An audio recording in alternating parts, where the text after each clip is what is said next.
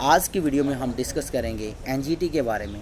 सबसे पहले मैं आपको बता दूं, एनजीटी की फुल फॉर्म होती है नेशनल ग्रीन ट्रिब्यूनल। ये जो एक्ट है ये 2010 में लाया गया था। हम सभी जानते हैं कि जो सुप्रीम कोर्ट होता है उसमें बहुत सारे केस होते हैं, बहुत सारे केस सुप्रीम कोर्ट में पेंडिंग होते हैं जिसको कंप्लीट होने में काफ़ी समय लग जाता है। इसलिए हम जानते हैं आज के समय में इन्वायरमेंट के रिलेटेड बहुत सारे इश्यूज़ जो हैं वो पैदा हो रहे हैं। बहुत सारे ऐसे इन्वायरमेंटल इश्यूज़ हैं जो हमें सॉल्व करने की ज़रूरत है बहुत ही जल्दी। लेकिन कैसे, ये पॉसिबल कैसे होगा जब सुप्रीम कोर्ट के पास बहुत सारे केस और भी पेंडिंग हैं। इसलिए ये एक्ट 2010 में लाया गया ताकि इन्वायरमेंट के रिलेटेड जो भी इश्यूज़ हैं वो जल्दी से जल्दी सॉल्व हो सकें। एनजीटी यानी कि नेशनल ग्रीन ट्रिब्यूनल, ये जो एक्ट है ये कोशिश करता है कि विद इन 6 मंथ के अंदर उस केस को, जो पेंडिंग जो केस होगा उसको सॉल्व किया जाए। इसमें 10 मेंबर जो होते हैं वो मिनिमम होते हैं और 20 मेंबर जो है वो मैक्सिमम हो सकते हैं। इनका काम होता है कि जो भी केस होता है इन्वायरमेंट के रिलेटेड वो सॉल्व करते हैं। बहुत ही इनका एक्यूरेट जो है डिसीज़न होता है।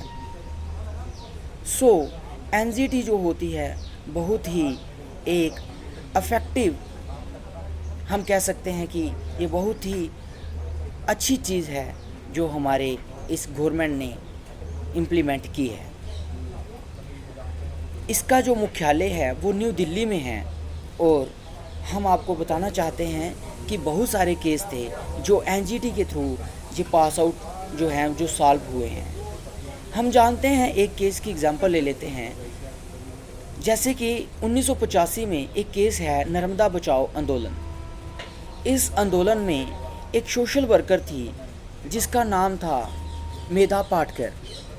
मेधा पाटकर जो सोशल वर्कर थी, इसने क्या किया कि जो इश्यूज़ हो रहे थे इसके रिगार्डिंग, इन्वायरमेंट में जो इश्यूज़ हो रहे थे नर्मदा बचाओ आंदोलन के रिगार्डिंग, जैसे कि इन्होंने स्लोगन दिया था, मेधा पाटकर जी ने ही दिया था कि नर्मदा बचाओ, क्योंकि उनको ये इस चीज़ का मालूम था कि अगर इस जगह पर जो डैम जो अगर बन गया, यानी कि नर्मदा रिवर पर अगर डैम जो है वो कंस्ट्रक्ट हो गया तो क्या प्रॉब्लम्स जो हैं वो आसपास के जो यहाँ पर जो लोग रहने वाले हैं उनको क्या प्रॉब्लम फेस करनी पड़ेंगी, वो अच्छी तरीके से जानती थी। फिर उन्होंने एनजीटी का सहारा लिया। उसके बाद हम जानते हैं कि एनजीटी है जो है वो बहुत ही जल्द केस को सॉल्व कर देती है। तो एनजीटी ने ये बताया कि गवर्नमेंट को क्या क्या करना चाहिए regarding the construction of the dam on the Narmada river. तो ये केसेस जो थे वो सॉल्व हुए थ्रू द एनजीटी। तो हम आशा करते हैं कि आपको समझ आई होगी कि जो एनजीटी है ये स्पेशल एक्ट है जो कि 2010 में बना था। ये स्पेशल एक्ट इसलिए भी कहा जा सकता है क्योंकि ये सॉल्व करता है केसेस को जो कि इन्वायरमेंट के रिलेटेड हैं। इन्वायरमेंटल इश्यूज़ के जो इन्वायरमेंटल में जो इश्यूज़ होते हैं उनको सॉल्व करता है। बहुत सारे केसेस होते हैं सुप्रीम कोर्ट में जो कि सॉल्व करना बहुत ही मुश्किल हो जाता है। इसलिए बहुत जल्द इन केसेस को सॉल्व करने के लिए एनजीटी का फॉर्मेशन किया गया था। 2010 में इसका फॉर्मेशन किया गया।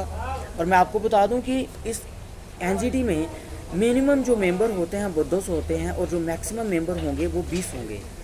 तो इन मेंबर्स का जो काम करने का तरीका है वो बहुत ही इफ़ेक्टिव होता है और बहुत ही सटीक कहें तो बहुत ही एक्यूरेट जो इनका काम, जो इनका सोल्यूशन होता है, यानी जो भी ये जो कंक्लूजन कर निकालते हैं बहुत ही एक्यूरेट डिसीजन इनका होता है।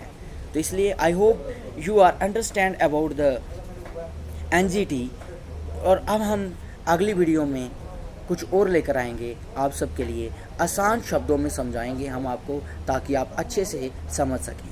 धन्यवाद।